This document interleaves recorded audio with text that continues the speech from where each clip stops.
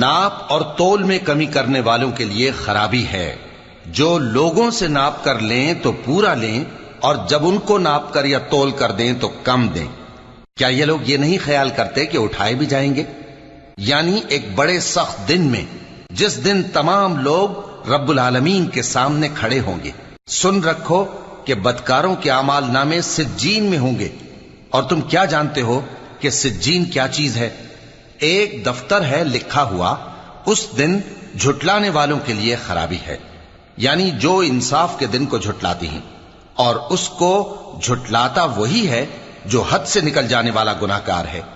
جب اس کو ہماری آیتیں سنائی جاتی ہیں تو کہتا ہے یہ تو پہلے لوگوں کے افسانے ہیں۔ ہرگز نہیں، بات یہ ہے کہ یہ جو اعمال بد کرتے ہیں ان کا ان کے دلوں پر زنگ بیٹھ گیا ہے۔ بے شک یہ لوگ اس روز اپنے پروردگار کے دیدار سے